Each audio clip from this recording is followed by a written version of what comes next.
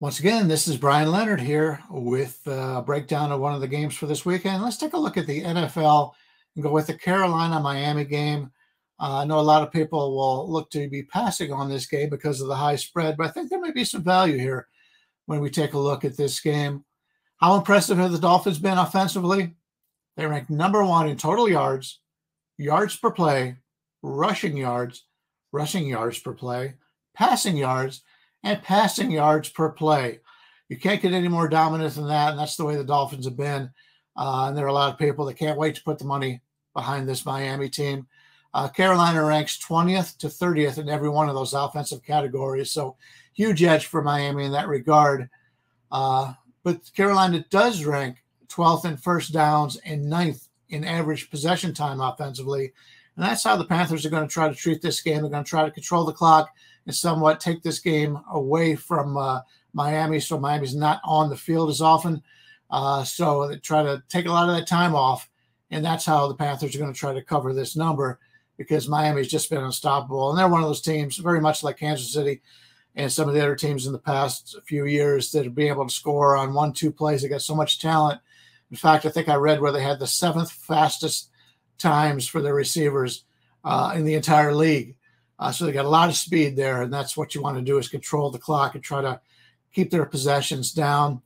Defensively, the Panthers rank number 2 in third down percentage at 29.82. That's great, but that's an outlier. When you take a look at all their defensive numbers, they've been lucky in that regard. So there should be some regression, negative regression for the Panthers in that regard. When looking at points and yard differentials per game, Carolina ranks 29th and 19th. The New York Giants, who just played Miami, ranked 32nd and 32nd. The line yesterday was Miami by 12.5, and they won by 15. So why is this line 1.5 points higher with a better ranked team? It's getting expensive to back these Dolphins right now, but hard to bet against them. The Panthers, I think this line should be about a point lower.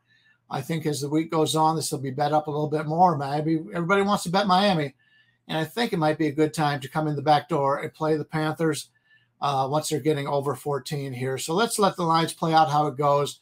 Right now, I can't blame anybody to play Miami. They've just been so dominant offensively. But just to compare last week's game, the line on the Giants compared to the Panthers, I think it's a bargain play right here on the Panthers.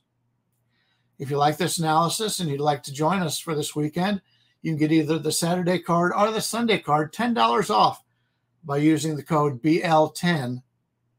And if you enjoy any of these breakdowns of the college and NFL football games, make sure to join the rest of the crew here at wagertalk.com, as we'll be breaking down every single game.